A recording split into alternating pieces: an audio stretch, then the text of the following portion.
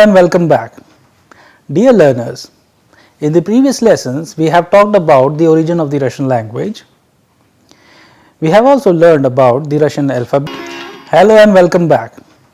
Dear learners, in the previous lessons we have talked about the origin of the Russian language. We have also learned about the Russian alphabet, its structure and nature.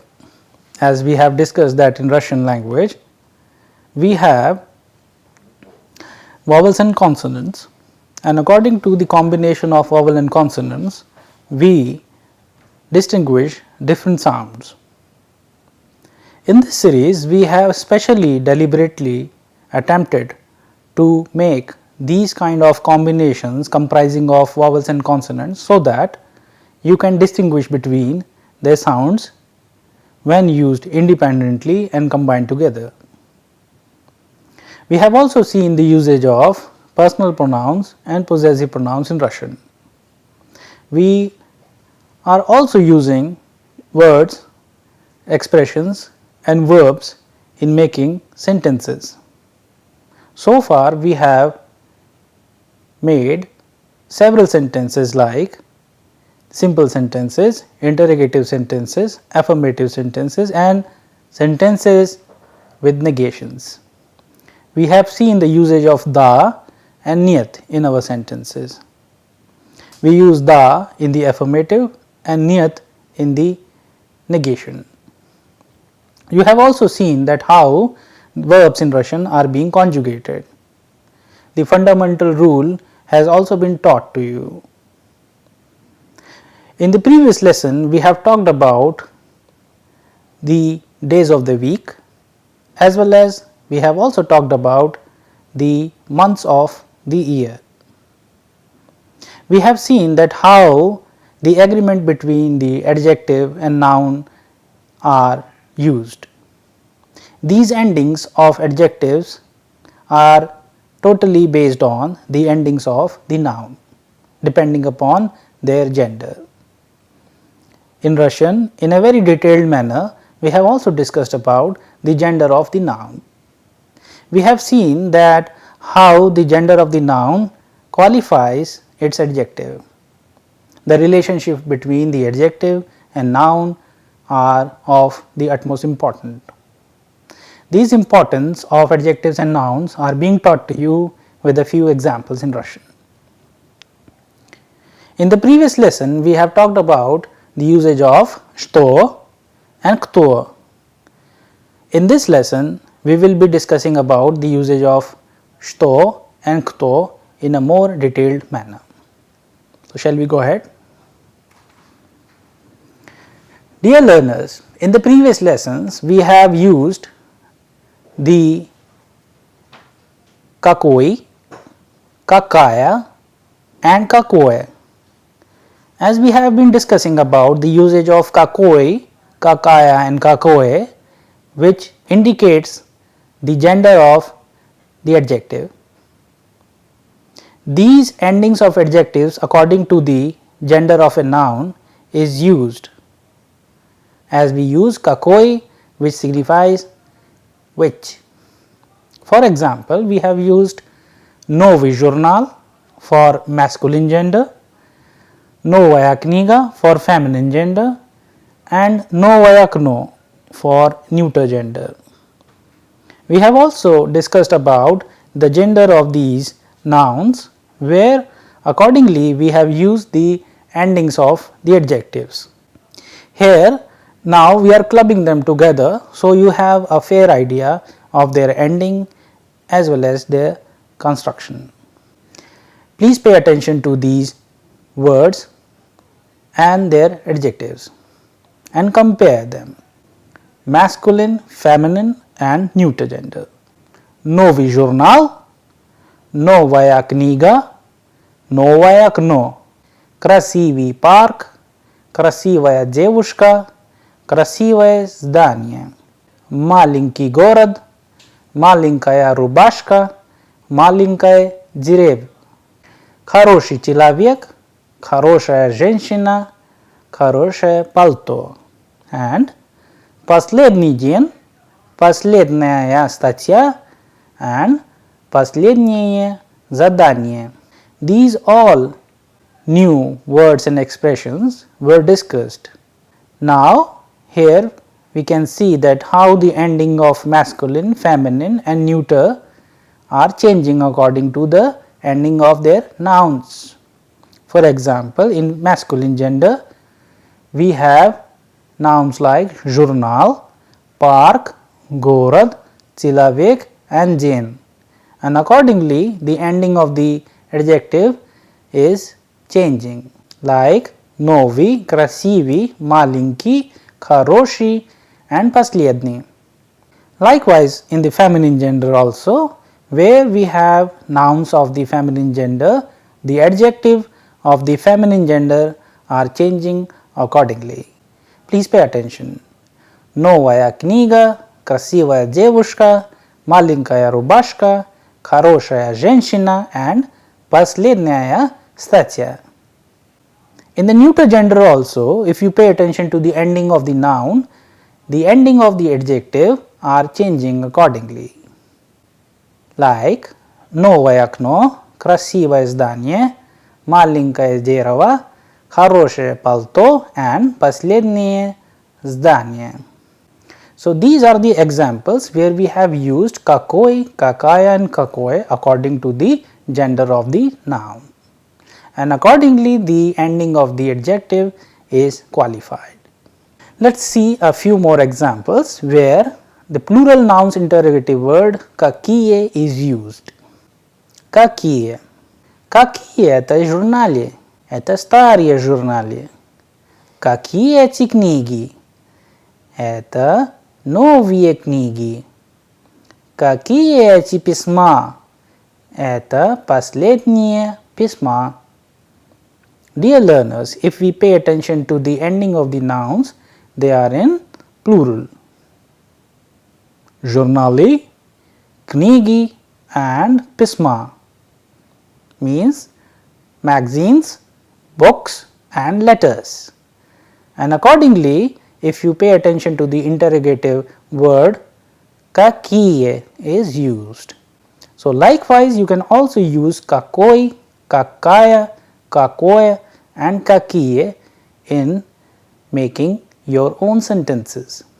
You can use these какой, какая, какое and какие in your own sentences, and combining together you can make simple text. Dear learners, if you remember, in the previous lessons we have also discussed about the counting in Russian, as we have discussed about 1 to 10 counting in Russian. Let us revise them once again, and after that we will be discussing more about more numbers in Russian. Please pay attention to the sequence as well as to the pronunciation of these new words. Один, два, три, четыре, пять, шесть, семь, восемь, девять and 10, as we have 1 to 10 counting in Russian.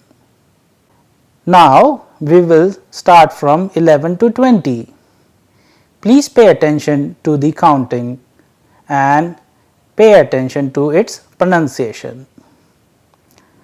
11 means 11, 12 means 12, 13 means 13, 14 means 14, 15 means 15, 16 means 16, 17 means 17, 18 means 18, 19 means 19 and 20 means 20. Here we have just learned the counting from 1 to 20. Now, we will be learning the next part of the counting, that is from 21 to 30th. 21. 21. 22. 22.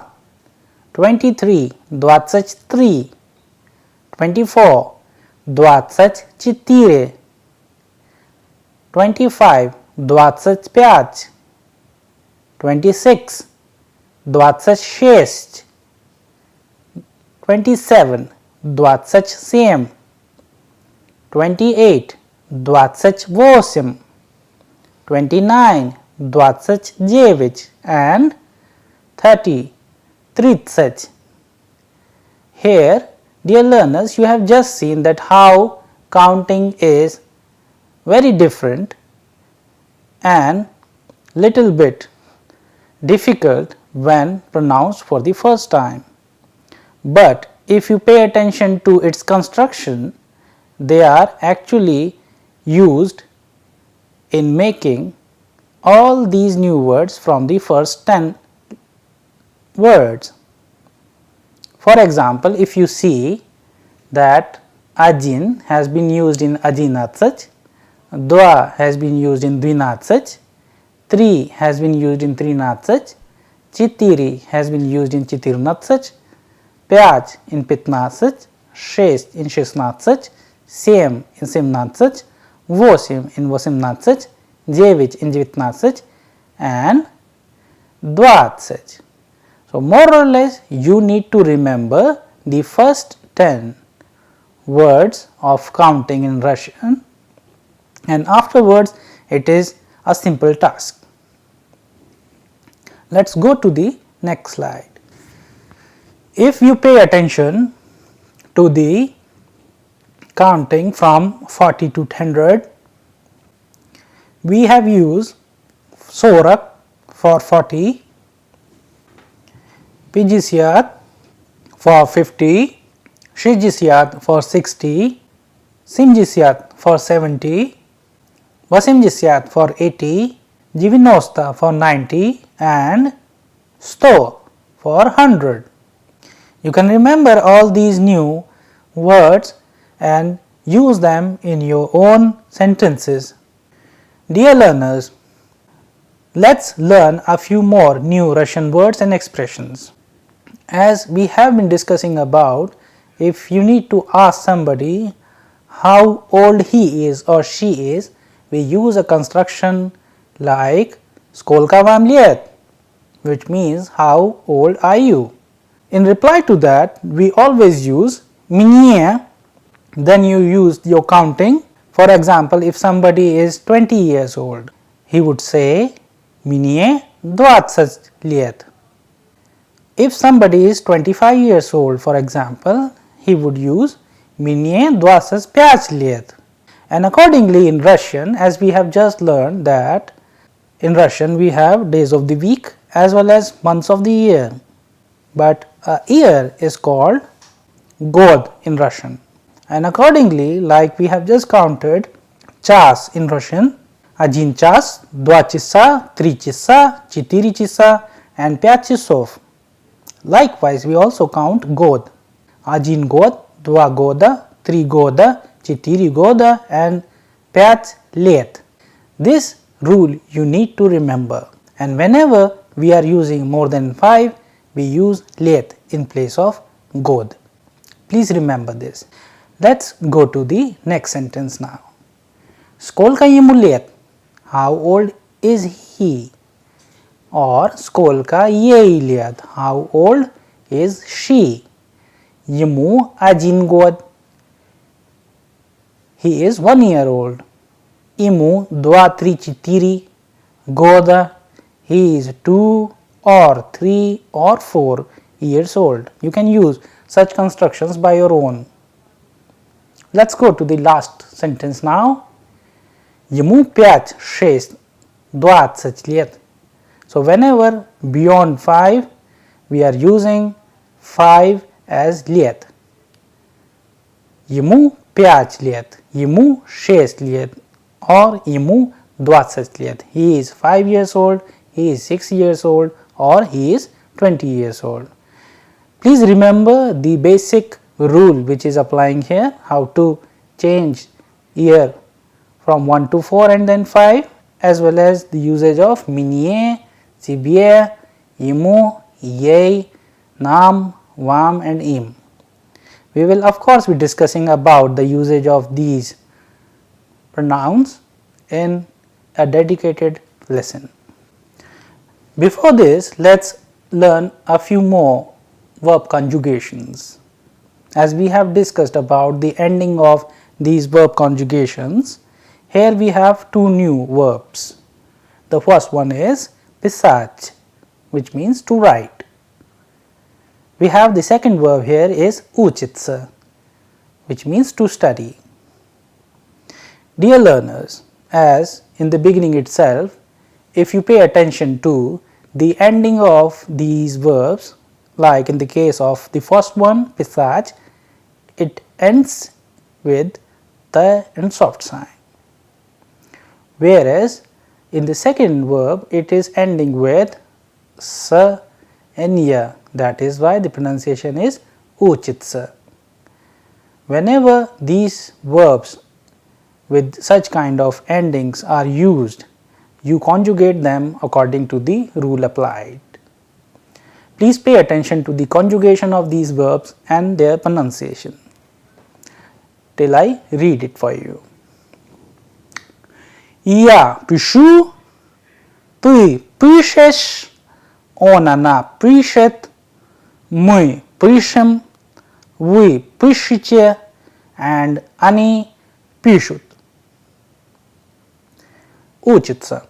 Я учусь, ты учишься, он, она учится, мы учимся, вы учитесь and они учатся. Here, if you compare it with the first verb conjugations, they are totally different, but it is really simple to remember them only by understanding their endings. You must always keep in your mind and learn them according to their endings and the fundamental rules applied. You can also use these verbs in your own sentences. Let us go to the next set of verbs, pisach and uchitsa. Here again you can see the ending of these verbs and accordingly how they are being conjugated. Please pay attention to the conjugations and pronunciations. Pisach. Я пишу, ты пишешь, он, она пишет, мы пишем, вы пишете, они пишут. Учиться. Я учусь, ты учишься, он, она учится, мы учимся, вы учитесь and они учатся. And accordingly you can also use these verbs in their conjugated forms in your own sentences. Here, as we have discussed the verbs of motion in Russian, here we are going to introduce you to the usage of the first verb of motion, that is idти. The second verb in the same category is ходить. The only difference between idти and ходить is that the first one shows an action which is incomplete, whereas ходить, it signifies complete action. As we have already done ходить in our previous lesson, let us learn more about the usage of verb idти, which means to go on foot. Идти. Я иду, ты идешь, он, она идет, мы идем, вы идете, они идут. Хотеть. Я хочу, ты хочешь, он, она хочет, мы хотим, вы хотите, они хотят. Dear learners, if you pay attention to the conjugated forms of these verbs, they are sounding different because their endings are different, and while learning all these verbs in their conjugated forms, you can also make your own chart of verbs which are similar and different. By doing this, you will be able to understand them in a more efficient manner, and you will be able to identify the exact verb conjugation. You can also use these verbs in their conjugated forms while making your own sentences. Dear learners, you must do this exercise at home. Dear learners, let's listen to this dialogue now, as there are some expressions which will prove to be very important in your day-to-day communication. Please pay attention to the words and expressions while I read it for you. Дайте мне, пожалуйста. The verb дать, which means to give, has been used here, is basically used in dative case. Let's look at the conjugation of the verb дайте мне. It is in we form. Вы дайте мне, пожалуйста. Give me please. The title of the dialogue is в магазине, which means at the shop. У вас есть красный и зеленый карандаш? Да, есть. А синий? Тоже есть. Вот разные карандаши. Дайте мне, пожалуйста, один красный и один синий карандаш. У вас есть красная шуба? Да, вот она. А черная шуба? Тоже есть. Пожалуйста. Dear learners, if we look at the dialogue here we have certain expressions like дайте мне, пожалуйста, which means give me please. You can always use this expression when you are into a Russian setting. Whenever in a Russian speaking atmosphere or environment, you can use these expressions which will prove to be very important for you. Here we have again used several words which signifies colors in Russian. Krasny is red, zelyony is green, sinny is blue, and when we use raznie, it means different. You can use raznie with anything.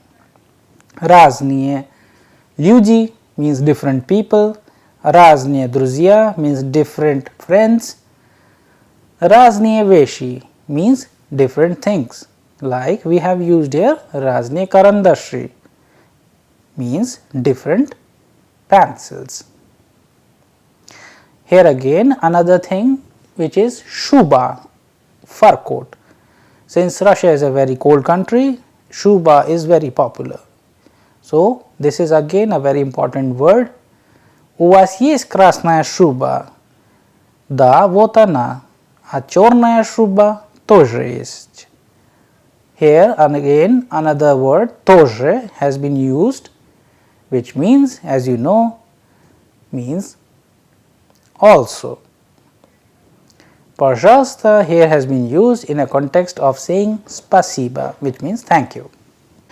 Let's go to the next section. Here in this dialogue form text we have used again different words and expressions. Please pay attention to the words and expressions while I read it for you. В киоске means at the kiosk. У вас есть независимая газета? Do you have the independent newspaper? Да, есть. Только она не сегодняшняя, а вчерашняя. Yes, have, but not of today's, yesterday's. As in Russian we use сегодня for today, вчера for yesterday and завтра for tomorrow, as we have discussed about in the previous lessons. Let's repeat once again. Да, есть. Только она не сегодняшняя, а вчерашняя. А какая сегодняшняя газета есть у вас? Московские новости. In Russian, for news, we use this word новости. Московские новости. Moscow's news. И we use for and. Российская правда, the Russian truth. Вот они, Дайте мне, пожалуйста, московские новости. Give me, please, Moscow's news. Accordingly, dear learners, you can also make your own sentences while using all such kind of expressions and words we have just used in this dialogue. The third one is na почте, which means at the post office. У вас есть марки и конверты? Do you have stamps and envelopes? In Russian, for stamp we have a word marka and конверт for envelope. Here they are used in plural forms, that is why we are saying марки и конверты. Да есть. А открытки and postcards тоже есть. Дайте мне, пожалуйста, один конверт, 3 открытки и 4 марки. Here you have used 1, 3 and 4. And according to the rule we have just learned, конверт, открытка and марка has been converted. Один конверт, 3 открытки и 4 марки. Вот, пожалуйста, спасибо. Here in this series, we are going to learn more about such dialogues that with the help of these dialogues, we will be able to understand the exact meaning of these expressions in Russian. The title of the last dialogue is Doma, means at home. Papa, Natasha, ты хочешь мороженое? Мороженое means ice cream. This is from the word moroz, which means frost or ice. You can use as in depending upon the context. Мороженое. Natasha, да хочу. Папа, а ты, Таня, тоже хочешь мороженое? Таня, да, я тоже хочу мороженое. So accordingly, in Russian, we have several words for all such things which you need to be remember. Dear learners, with the help of these small dialogues, here we are using the usage of new words and expressions as well as verbs in their conjugated forms. With the help of these conjugated forms of verbs, now you are able to make your own simple sentences as well as sentences in interrogative, affirmative and in negation as well. Thank you.